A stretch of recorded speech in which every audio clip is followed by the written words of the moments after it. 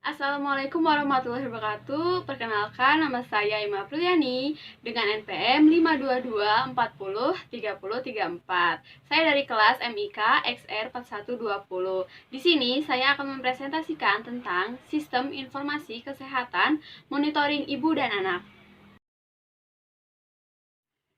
Selanjutnya ini ada analisis rumah sakit bersalin Permata Adinda. Pelayanan kesehatan di rumah sakit tersebut dalam pencatatan data pasien masih menggunakan sistem manual dalam pengolahan datanya. Lalu pencatatan yang masih manual tersebut jelas memakan waktu yang lama dan terjadi redundansi data.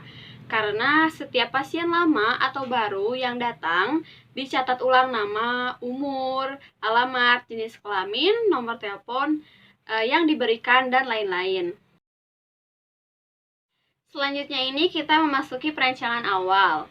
Agar dapat mempermudah pekerjaan, maka dibutuhkan sistem pengolahan data secara komputerisasi. Ada pula analisis kebutuhan dalam pembangunan sistem komputerisasi, yaitu kebutuhan software yang di dalamnya itu seperti sistem operasi, web editor, dan juga DBMS.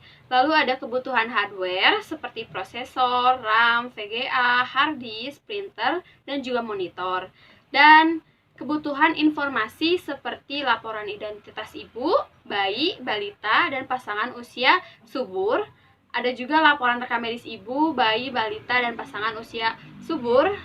Lalu ada laporan persediaan obat KB dan laporan pelayanan KB atau keluarga berencana. Selanjutnya kita akan membahas tentang perancangan prosedural.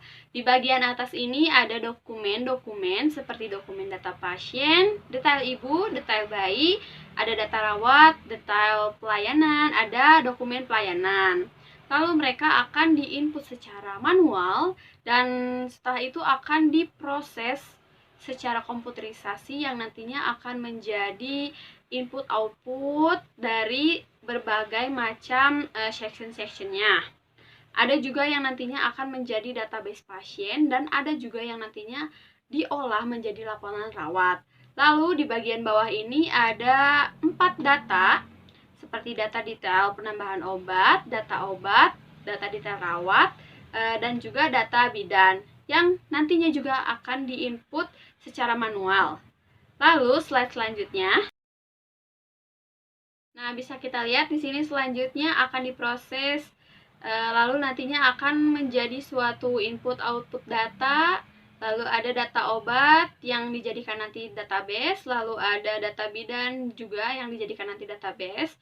Lalu di sini ada 2 buah dokumen seperti dokumen penambahan obat, nanti diinput secara manual seperti tadi, yang nantinya akan disimpan di data penambahan obat. Lalu ada data imunisasi yang akan di-input-outputkan dan dimasukkan ke olah data detail rawat.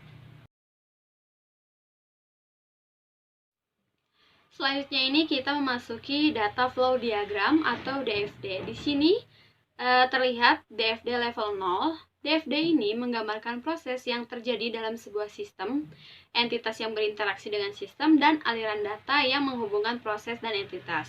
Di sini ada 2 buah entitas, yaitu admin dan juga operator. Dan ada sebuah proses yaitu sisco kesehatan. Dari admin ini mereka akan memasukkan sebuah data yaitu data bidan, data pasien, data rawat, data obat, dan data penambahan obat yang nantinya akan diproses dan dikembalikan ke admin sebagai informasi bidan, informasi pasien, rawat, obat, dan juga penambahan obat. Lalu entitas yang kedua ini operator. Operator ini juga akan memberikan sebuah data pasien, rawat, obat, dan penambahan obat yang nantinya juga sama akan mendapatkan informasi pasien rawat, obat, dan juga penambahan obat. Selanjutnya ini ada relasi antar tabel. Bisa dilihat di sini ada beberapa tabel yang nantinya saling terhubungan satu sama lain dan menghasilkan sebuah informasi. Selanjutnya kita memasuki perancangan interface.